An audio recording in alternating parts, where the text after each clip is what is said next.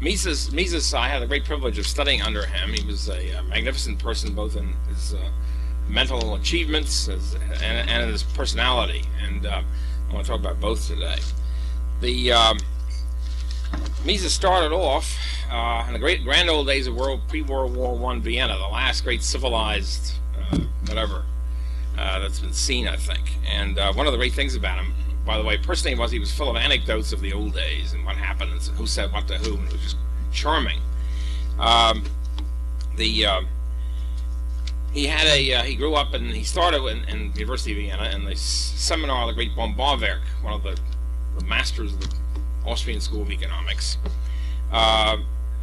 and he was one of the shining stars in the seminar, and became quite radical in it because he came to the conclusion that you could apply subjective value theory and margin utility theory not just to the so-called microsphere, terrible word, but we're sort of stuck with it, not just to the microsphere of individual actions in the market and prices and production, which of course is very important, but also to the sphere of money, which had for a long time been totally separated. It was really in 19th century English economics, or British economics, that we started this big separation between the microsphere over there and the macro over there. The macro, you deal with money and gross national product and all that stuff. And of course, in standard economics, there's no connection between micro and macro. You take a micro course and you learn about how, more or less, how good the market is, with a lot of exceptions. And supply and demand clears the price system and so forth and so on. It works pretty well. I mean, generally conceded, the market works pretty well. And in the micro area, and you get a point where, for example, within the Communist Party, not in the United States, but places where they're really doing things like Hungary or something, as the economists in the Communist Party were much better, much more free market oriented than everybody else. It means that sort of shift. At any rate, but the macrosphere is supposed to be is talked about totally separately. When you get to the macrosphere, they talk about the velocity of circulation and things like that, gross national product, growth rates, seemingly with no connection with what was going on in the micro course, where the individual and his interrelations between individuals were dealt with. So Mises is the first one, at least since early 18th century Catalan in France, to integrate, to believe that they can be integrated, and started doing it. And so his first great work, Theory of Money and Credit, came out in 1912. Takes the subjective value theory, the margin utility theory, and applies it to the sphere of money and general price level, general prices. It was not accepted even by his fellow Austrians. They thought this was going too far, you can't do it, too radical, etc., etc.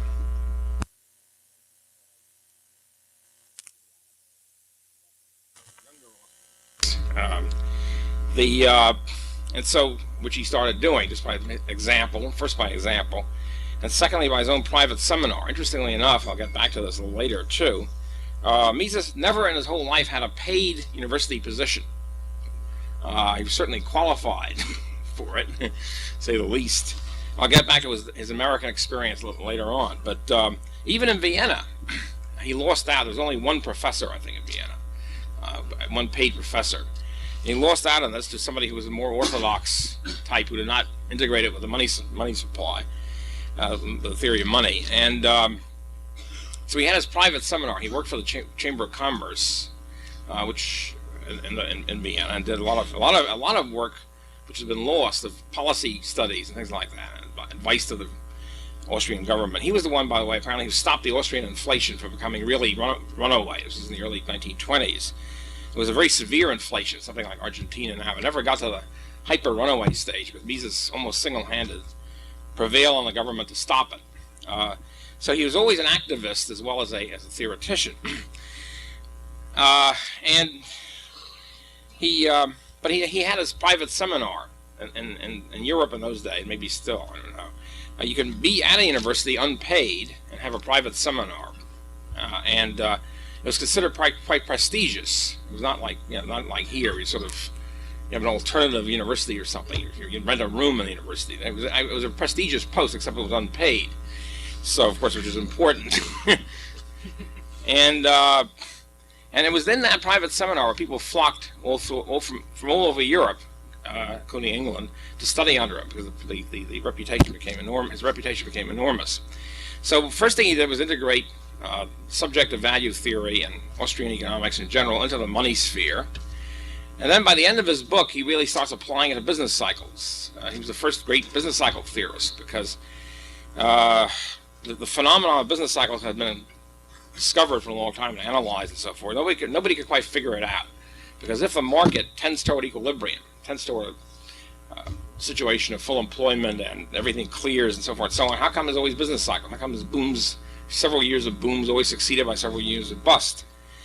And so there are all sorts of wild theories. For example, Stanley Jevons, who was quite good economist in his own right, had a sunspot theory. He believed that as the sun changes or whatever, this causes problems in the wheat crop. This somehow causes the business cycle. So a lot of nutty theories came up because they couldn't figure out anything else. So Mises first of all realized that it can't be a market phenomenon, because the market, everything is tending toward clarity, and people learn from their experience and so forth and so on.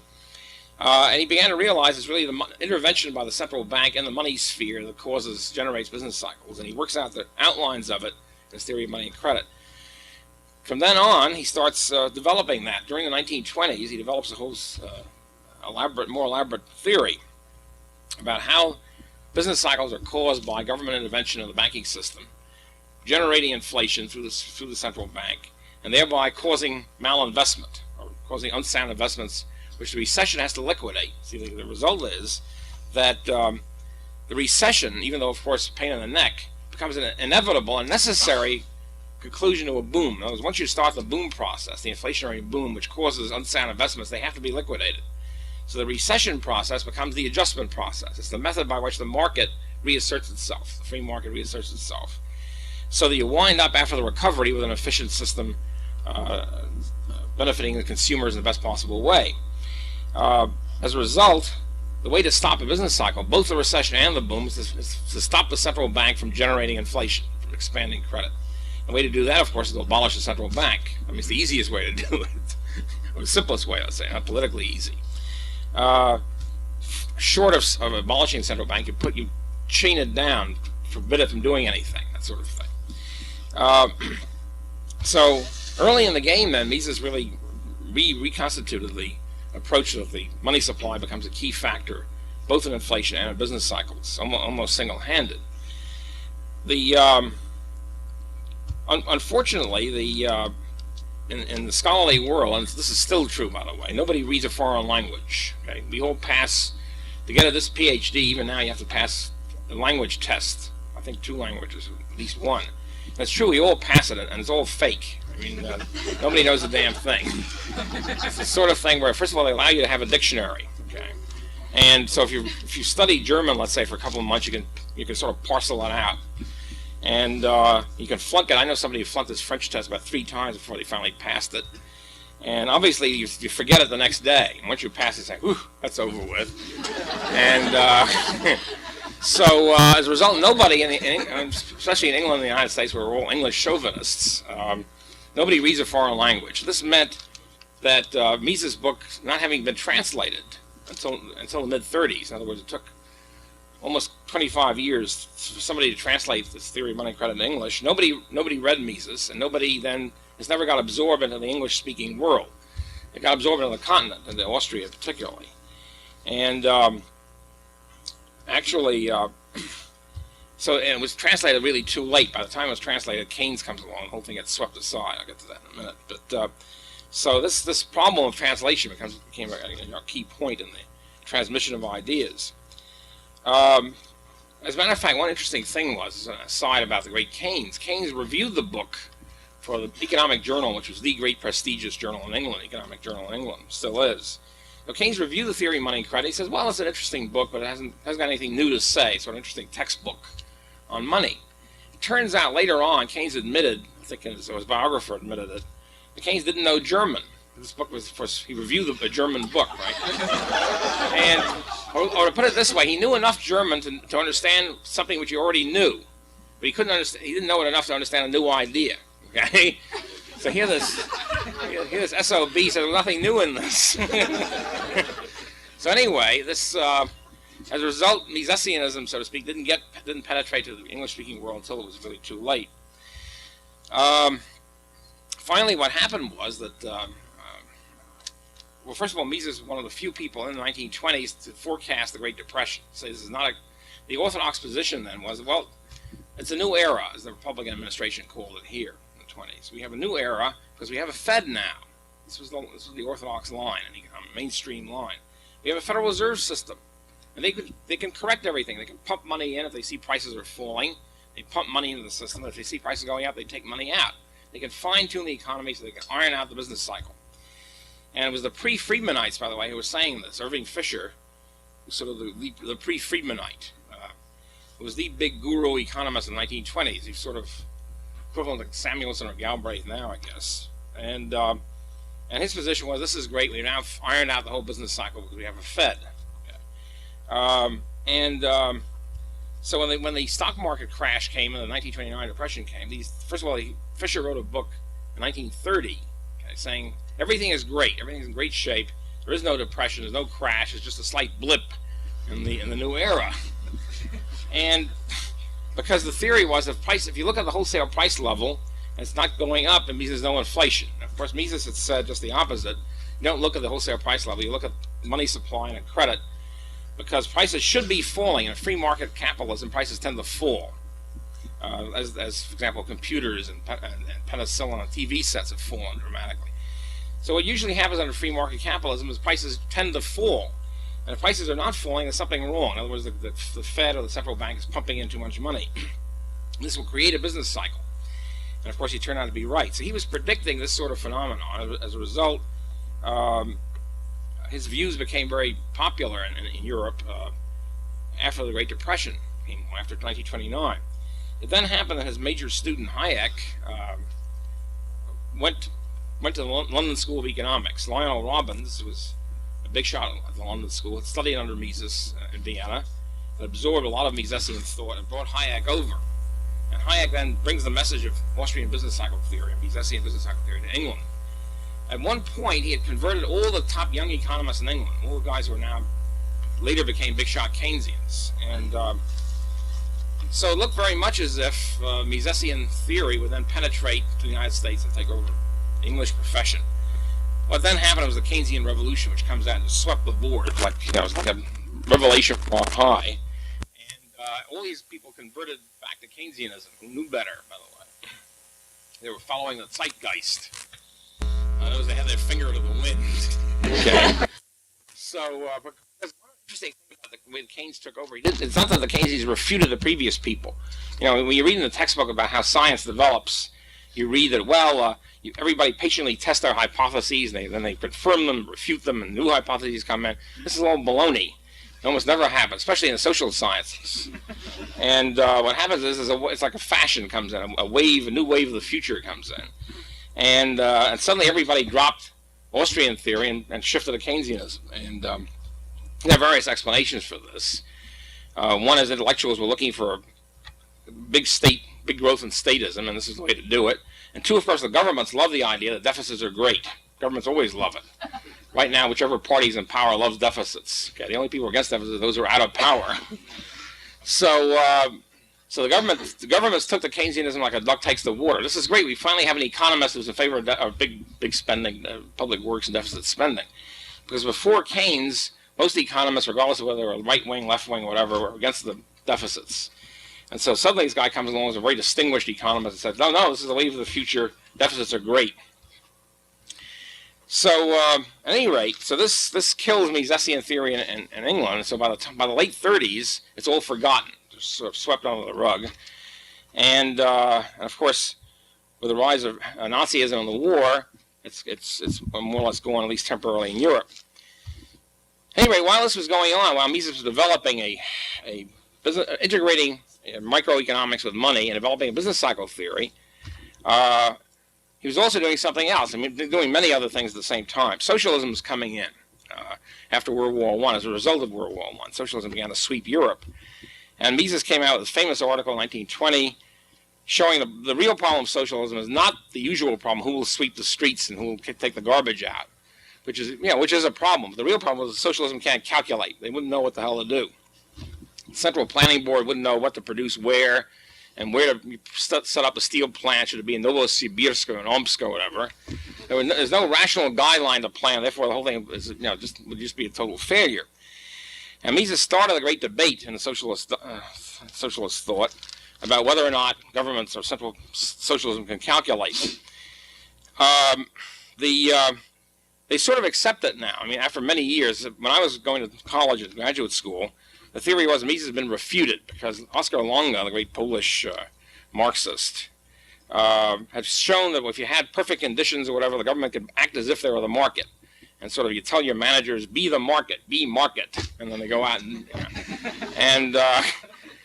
Mises, of course, showed that it wouldn't work either. And in practice, of course, it hasn't worked. And there was one interesting phenomenon where one thing that Mises said is that the only reason why socialism works at all right now is because there's a world market out there where they can refer to the prices. It doesn't work it works very badly, but at least there's a world market. They can say, okay, the price of steel is such and such, or cement, or whatever. And a noted English economist visited Poland. This is in the 50s.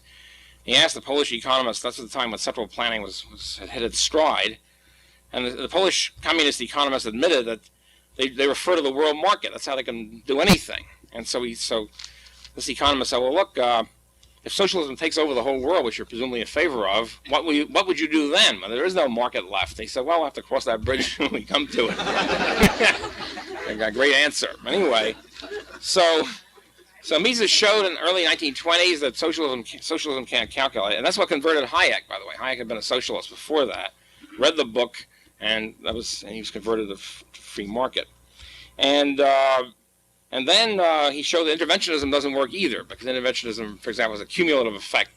Price controls don't work, taxes cripple savings and investment, etc. And each intervention sets the conditions up for another intervention to try to cure that, and that doesn't cure that, but creates conditions for more intervention, etc., until you wind up with socialism, which doesn't work either. So what we had then was as a result of all this, a carefully built, constructed case for why the market works and why government doesn't work. In the meantime, he also had a methodological fight. Mises was essentially the one who invented the concept of praxeology. Actually, the Austrians had been doing that before, but he pointed out what the method is. It's making deductions from self-evident axioms, or axioms which people would read to as soon as they understand it. And he had a big methodological battle with other people, with positivism, etc., etc. And finally, he developed, after setting the agenda for methodology for how economics should be constructed, he finally did it with human action. In other words, he just, okay, first he says, here's how you can do it, and then he finally does it. Where human action presents the whole doctrine, the whole thing, how the market works in intricate detail, and why government screws things up. So this is a fantastic achievement. It's just an unbelievable achievement. I don't sling around words like the greatest, like some people do. I think Mises is certainly one of the greatest minds of the 20th century. I think no question about it. While he was doing all this, while he was doing this fantastic scholarly and theoretical achievement, he was also battling on the activist front, and political activism. I already mentioned how he was sending advice to the Austrian government and helped stop the inflation. He also constantly battled for laissez-faire, pure laissez-faire system. Of course, during the 30s in particular, this was getting more and more out of fashion, to say the least. But nothing ever stopped them. It was just amazing. I mean, fiery, intransigent, uncompromising. And the more the climate became socialistic and statist, the more he battled openly and frankly for laissez-faire. I remember when I was getting interested in economics in the 1940s, and friends of mine who later did the same thing happened to them, we tried to find one economist who said it openly he was in favor of laissez-faire, and we couldn't find it. There were all sorts of conservative economists then. And they would say, yes, the government shouldn't do this, shouldn't do that. There's always a chapter, either the last or the first chapter, where he says, of course, I'm not in favor of laissez-faire, that's reactionary garbage.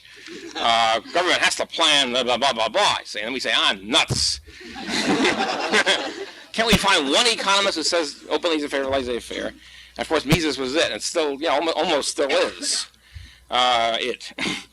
The only one who says, frankly, he's in favor of laissez-faire all the way, no compromise, and spells it out and battles for it.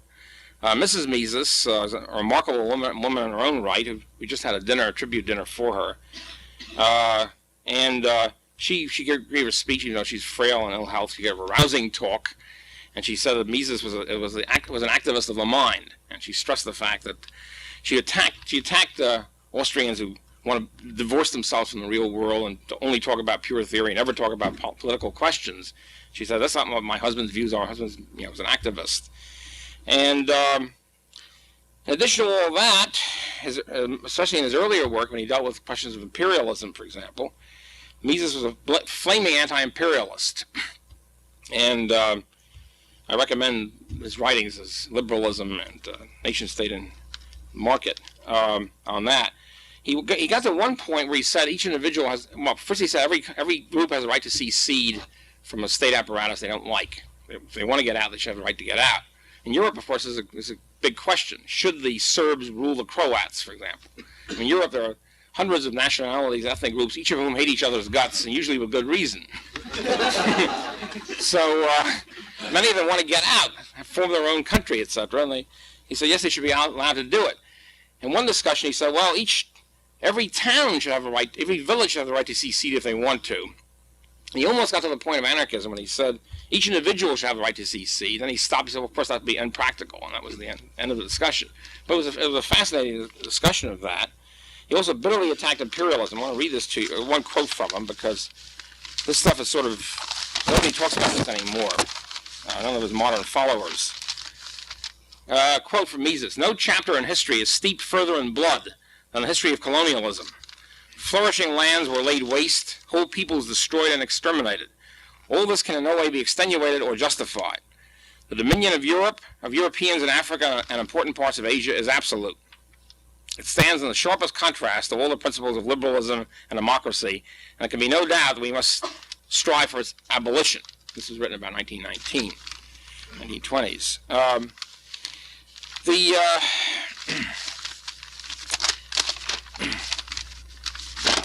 Mises is a person. As I say, he was intransigent, uncompromising, etc. He was sweet and charming in person. It was very interesting because, well, those of us who were going to meet Mises, either studying in a seminar or any other circumstance, we usually quaking in our boots. Here's this guy's lashing out at all the enemies, all the bad guys, and we figure this guy's a fiery monster, great on the great side, but lashing out constantly. He was a sweetie pie. He was always trying to encourage, charming and courteous, always trying to encourage students to do research, throwing out research projects, even students who are obviously clunks who never do any research. He was always trying to encourage them in doing this. And one great statement, which I've written about, but I think deserves mentioning here, in order to put people at their ease in the seminar, I mean, these people didn't know anything. Most of us didn't know anything. And here's this great man, tremendous amount of knowledge and erudition. He said, look, he wanted to stimulate questions or comments. He said, look, don't be afraid to say anything, because whatever you say, regardless of how idiotic it is, some eminent economist has already said it.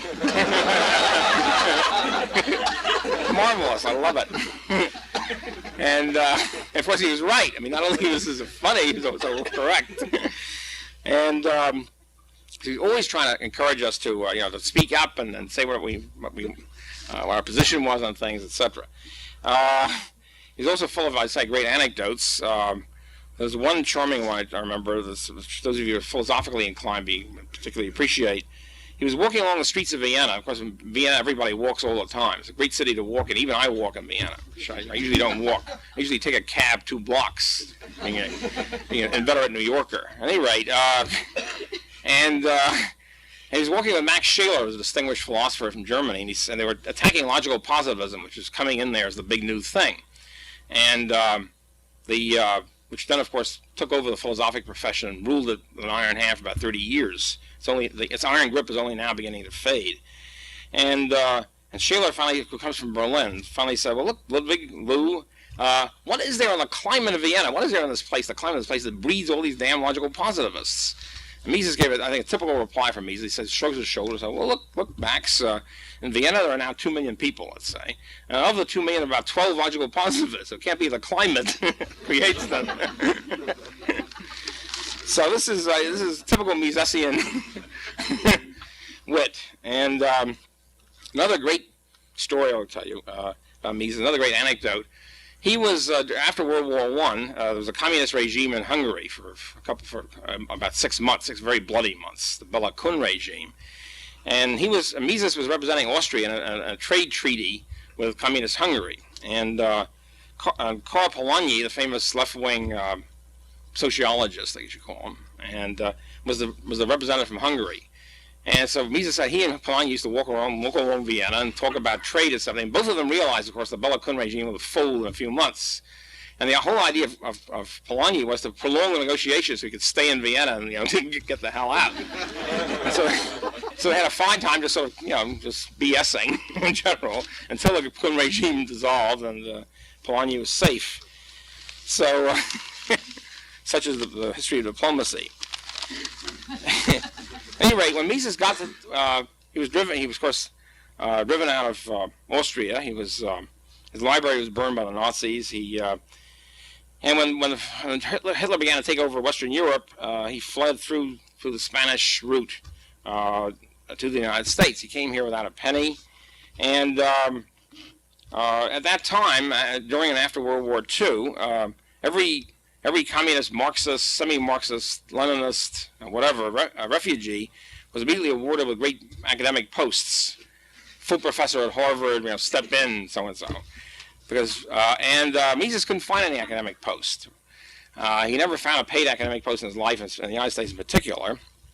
And finally, they had to settle for a consortium of businessmen. Well, it started with Leonard Reed of Foundation for Economic Education, and a consortium of businessmen paying for a salary at NYU. So he was always a visiting professor. He visited there for about 20 years.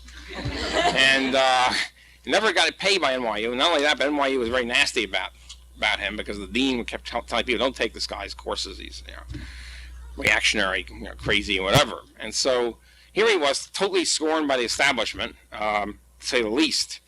In those days, you have to realize the intellectual climate in the United States. This is during and after World War II.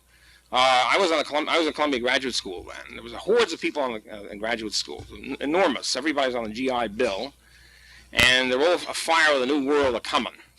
And the big argument on campus was, should you be a Communist Party member or not? That was the big moral problem, say. And those who were not Communist Party members were left-wing socialists. So those are the debate on campus, you see. And in that climate, Mises was totally ignored, almost obliterated, and his name never came up, except to say, in graduate school, for example, well, Mises thought that socialism can't calculate. We've now proven it can. That was that's it. That's all he did, and it sort of takes care of that. Fortunately, I met Mises through Fee, and they told me that Fee, well, Mises is starting a seminar at NYU, and his book he's coming out with a new book. So I said, what's in the book? And I said, everything. That's the human action. Of course, they were right. And then he started. And the thing is, even though he was totally, obviously depressed about the world situation, and scorned by everybody, ignored, et cetera, always very cheerful, never bitter. It was just amazing, just magnificent. And so he took the whole thing in good spirits. Even though in his autobiography, which is called Notes and Recollections, written in 1940 in despair while he was fleeing Europe, he wrote and he said he never thought he thought he'd be advocating reforms or whatever, and he didn't realize he was going to be an historian of the decline of civilization. So he was, I say, always very cheery and never upset, and just a magnificent. Just magnificent. He was a great role model as well as everything else. A personal role model for everybody. When he died, Ralph Rako, his former student, mentioned to me that the great quote from Shelley's Adonais, the elegy on the death of Keats. And I just want to read you this one stanza, and I think it applies to Mises beautifully. And he is gathered to the kings of thought, who wage contention with their time's decay, and of the past are all that cannot pass away. So I think, and I think it's a wonderful tribute, and I think it applies to Mises. Just one more statement about Mises. He's universally beloved in what we can call the free market movement loosely, and his very name resonates with affection. One interesting example of that was some years ago. I was at a dinner party for friends, about 8 or 10 people. There was a whole spectrum of what could be called the right wing, I guess, in those days. libertarians, rationalists, right-wing Catholics, etc., etc. And one guy decided, the host, I guess, decided, well, we should toast somebody before we start dinner. And so somebody suggested Burke, and us rationalists said nuts to that. Somebody said Paine, and the traditionalists said phooey on Paine. We couldn't think of anybody to toast. And there was a great danger of the dinner getting cold. And no food. And as you probably can guess, I'm pretty serious about the food question. So finally somebody said to Ludwig von Mises, they said, of course, and unanimous enthusiasm, and we toasted Mises. I give you that toast right now. Thank you.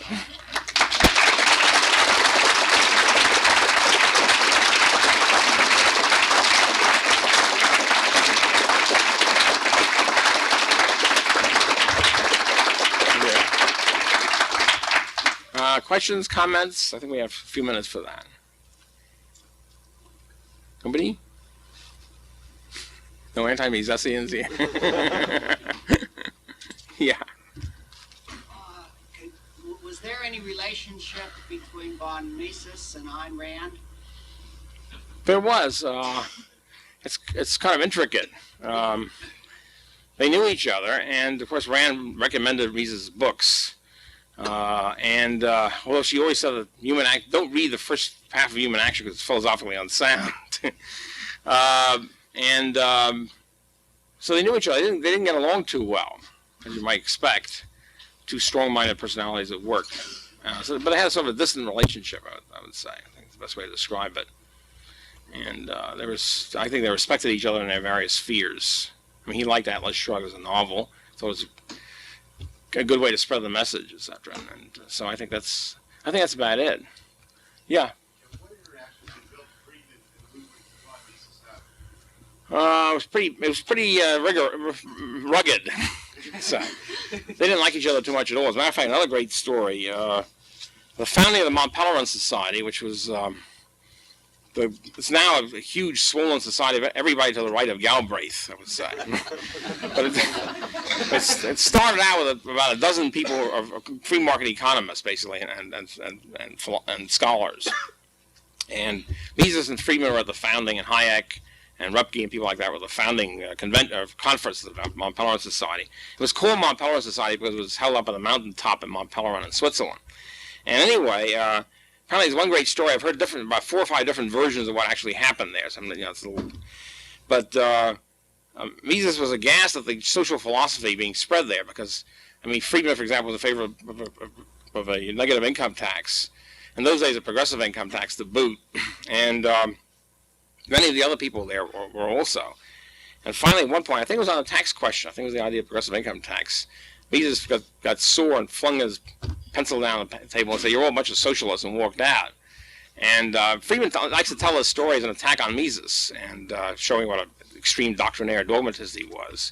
I blotted my own copybook with Friedman many years ago, and he told this story at an Austrian economics conference, by the way. He was invited to be the keynote speaker for some reason which I could never fathom, Friedman. And since he's very strongly opposed to it. Anyway, he told the story about how terrible dogmatic Mises was. And when he said, "You're all a bunch of socialists," I applauded. Of course, Friedman then denounced me from the pulpit as being typical sort of person he hated and that sort of stuff. And our relations have not been very warm since then. So they did not get along very well at all. That's, I think, the upshot. Yeah. Murray, I'm a college student. I've yet to see any mentioning. I used to work at a bookstore. I looked through all the economics textbooks. Right. My boss wasn't looking. Trying to find any mention at all about Austrian. I looked in the index under A, under Mises, under Hayek. No mention at all. Rothbard, No, I'm never mentioned, of course. No, there's a little bit. Not even a sentence. Yeah, there's a little bit. How long do you think it'll be until? No, there's a little bit now. I mean, Samuelson, his textbook is no longer the best-selling, but still probably the most famous one. Mentions Hayek. I think he might mention Mises even. First of all, he mentions them in the socialist calculation debate. Because now they're beginning to realize that maybe socialism really can't calculate after the flopperoos of Eastern Europe, etc. And also, I think Samuelson mentions Hayek on capital theory. So it's not quite that bleak. There's a little bit popping up here and there. As a matter of fact, current textbooks now mention libertarianism, by the way. There's now, it's great because there's usually a section called Radical Economics, okay?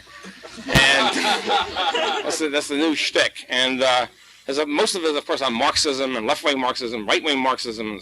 There's usually a paragraph or two on libertarians being the opposite pole.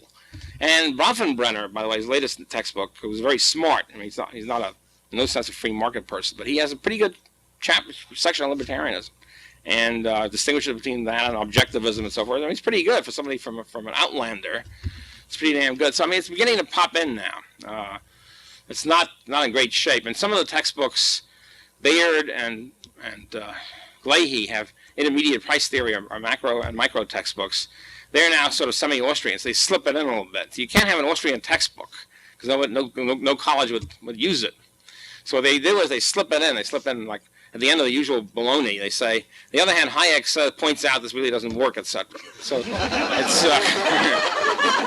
it's beginning to sneak in. And as somebody said once, once an idea gets incorporated in a textbook, it's there forever. You can never blast it out. So it's not. Yeah, you're mostly right, but there's hope. I think. I mean, the last few years, I think there's been a slight shift. The beginning to think now that we're respectable. We're another group. Also, they use us as a token against the Marxists. So that you get to a point where the department really is in favor of academic freedom, which is quite rare, by the way, despite all the noise. We'll have one Marxist and one Austrian or one free market person, so to show they're really sort of balanced. In the old days, they only had one Marxist. That was the balance. So things are improving. An academic front, yeah. Let's say you're a high school senior who's thinking about studying economics in college. Oh. Is it, and let's say that generally you're of your school, the Rothbard school. Would it be preferable to go to a college where they teach Austrian economics so you can learn what's right?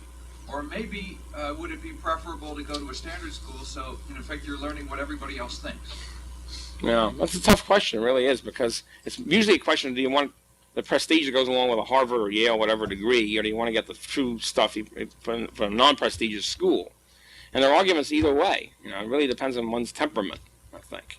I mean, I frankly think it's better to go to a prestigious school and suffer through all this stuff and know what the other guys are saying than go to a school which has no reputation. But I mean, it's done both ways. One of the problems with going to Harvard or Yale, etc., is the kids begin to get brainwashed in the wrong direction. We begin to lose part of the cadre, so to speak. But that's I know I would pick the prestigious school myself, because one of the reasons you go to college is to get the prestige. I mean, learning is only a minor element. So I mean, everybody has to answer that for themselves, really. I think that's the point. Actually, the college situation is not that bad. There are now a lot of colleges which have at least one Austrian, let's say. The problem is really graduate school, where the establishment really locks in, because that's where you train future economists. And that's much more difficult to crack, the graduate school question. We're beginning to crack that now, too. There are now places in graduate school you can actually learn Austrian economics, but that's a tough road to hoe. Yeah. Yeah. Do you agree that government intervention is responsible for all business cycles, or might a totally free market also have cycles? Well, I think there'd be fluctuation. There wouldn't be any cycles. There wouldn't be the traditional boom-bust, malinvestment, unemployment, and all that sort of stuff cycle. I think that's the government. There'd be fluctuation. I mean, for example, there'd be a 7-year. Let's say you have a country which is plagued every 7 years by locusts. Okay, and every 7 years, everybody gears up because they know that the locust is coming in 1988, and so you'd have fluctuation. In other words, the locust fighting industry would start gearing up a year or two before that, and after the locust comes, they sort of disappear. I mean, that's a cycle, and there's no problem with it because everybody adjusts ahead of time. So there would be fluctuation. There'd be fluctuation in individual industries, obviously. I mean, the firms, which there is all the time, the firms which still make adding machines. When I was going to graduate school, for example, they used what was called calculating machines, big, clunky, 500-pound things, which bang away. You get a multiplication in about 3 minutes. Okay, those firms that stuck to that and didn't shift to calculators or whatever, computers, have gone out of business. In other words, there'd be fluctuations within the market, obviously, as new things come up, old things become obsolescent. But there wouldn't be any real cycle. There wouldn't be massive unemployment, any large scale, things like that, or massive bankruptcies. spreading throughout the system. How would you explain to the misinformed how abolishing the Federal Reserve would be in their best interest and how the money and credit system would work? Well, it's difficult to explain how the money credit system would work. I mean, it's easier to explain why it wrecks the system. I mean, I don't think that's that difficult. You point out the Federal Reserve prints money. Okay, they're legalized money counterfeiters. They're legalized counterfeiters. If I print money, I go to jail for a long time. By the way, I mean, nobody worries about my upbringing. I was deprived of playgrounds as a youth and came from a broken home. None of that stuff applies to counterfeiters. Counterfeiters, they crack down on. They zero in. They find them, they catch them, and they suck them away for 30 years. Those counterfeiters do something serious. Anyway, they're interfering with the government's monopoly of counterfeiting. So I think that's not. I think it's fairly easy to point out. It's difficult to explain exactly how the Fed does it. That's a very technical thing, but just to say, well, they counterfeit. And that's what they do, and that causes inflation and distortions in production. And the reason why there's a chronic inflation is because now the Fed can counterfeit at will. In the old days, they couldn't. So I think that's pretty simple. There's an interesting backlog of anti-Fed sentiment in the United States. There's a whole subculture of people who hate the Fed, usually for pretty good reasons. So that's so that starts off as a good climate of opinion. Yeah. Anybody else? Huh? Yeah. I can't see. Okay. Over there, corner. The problem, though, is doesn't any private banking system that has fractional reserve banking, which is, almost the bank is going to operate for profit, it has to have, most likely it's going to play the fractional reserve game. Unless there are some industry-wide or some sort of standards set by some association, doesn't that cause everybody playing a different fractional reserve ratio, cause an inherent inability of the system? It has to require some sort of standardization by some association, be it a private, just like the best reviews of companies. But I mean, the system we had before the Fed, though, still had regional booms and busts. Yeah. Because of this problem with individual private banks. Well, that's a very complex question. The Fed, before the Fed, we had a quasi-centralized system. It had a national banking system. So the only really approximation of freedom of banking was before the Civil War, between 1833 or whatever, one of the exact date when the Bank of the United States was finally smashed, until the Civil War. And there were problems with that. It wasn't really free. A lot of regulations and stuff. First of all, I think banks can easily survive 100% reserve. Now they have the money market funds and things like that. I mean, these are great new instruments: certificate of deposits, CDs, and money market funds, where the banks can, you lend the bank money for a certain specific length of time, say 6 months or whatever, and you know it and they know it, and there's no fraudulent aspect involved.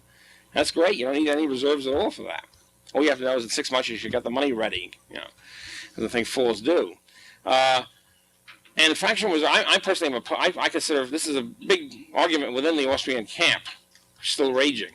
I personally think fractional reserve banking is fraud. Okay, others of my colleagues think it isn't. I think in the free market it would really either disappear or be of minor importance, because the hard money banks could always call upon the crummy banks for redemption. Okay, we're collecting your bills, pay up. This would put them out of business pretty fast. In the pre-Civil War period, there were people called money brokers who would collect the notes, say, of the Bank of Oshkosh, of printing money like mad, promising to pay in gold or silver. Of course, they didn't have anything. And the money brokers would collect all this stuff in the East, let's say, schlep over to Oshkosh and present the $50,000 bills. If they weren't shot by the local gendarmerie, which is often happened in the pay of the banks, the banks would go under. And then now, of course, it's much easier to do that. You have electronic transfers, etc. You don't have to have some kind of horse riding 3 days to get to the bank. So nowadays, it'd be much easier to bust them. And my own solution to the problem as a 100% reserve person is, well, if you just have free banking, there'd be anti-bank vigilante leagues, which would make sure propagandizing on the TV. That bank is bankrupt. Go get your money out fast. This would be enough to kill it. Well, we could go on all morning happily, but then we would have to go on all afternoon and into the evening to get our other business done. Right. So I want to say thank you, Murray. Thank you, Tony. Pleasure. Thank you very much.